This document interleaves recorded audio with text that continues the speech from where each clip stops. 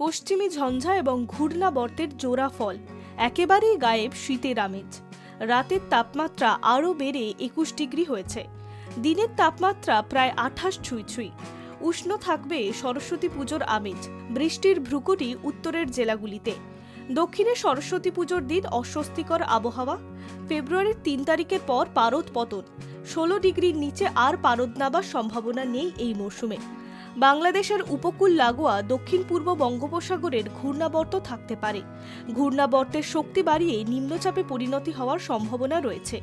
প্রচুর জলীয় বাষ্প ইতিমধ্যেই সমুদ্র পৃষ্ঠে সঞ্চয় করেছে ওই সিস্টেমেই। ফলে দক্ষিণবঙ্গে উত্তরের হাওয়ার গতিপথ সম্পূর্ণ বন্ধ হয়ে যাবে। রাতে পারদ স্বাভাবিকের চেয়ে প্রায় 6 ডিগ্রি বেশি থাকবে। এই সিস্টেম শেষ পর্যন্ত শক্তি হারাবে বলেই অনুমান আবহাওয়াবিদদের। বর্তমানে ঘূর্ণিঝড়ে পরিণত হওয়ার মতো পরিস্থিতি এখনো পর্যন্ত নেই। ফেব্রুয়ারির 11 তারিখের পর শীত বাংলা থেকে বিদায় নেবে। ঘন কুয়াশার সতর্কতা উত্তরবঙ্গ ও দক্ষিণবঙ্গের 8 জেলায়। উত্তরবঙ্গের দার্জিলিং, জলপাইগুড়ি, কোচবিহার, উত্তর দিনাজপুরের জেলাতে ঘন কুয়াশার সতর্কতা বার্তা। দৃশ্যমানতা 50 মিটারে নেমে আসবে এমনটাই জানা যাচ্ছে। দক্ষিণবঙ্গে বাঁকুড়া, পূর্ব ও পশ্চিম বর্ধমান, বীরভূম, মুর্শিদাবাদে ঘন কুয়াশার সতর্কতা বার্তা। কাল উত্তরবঙ্গের 3 জেলায় ঘন কুয়াশার সতর্কতা থাকবে। Hi News network.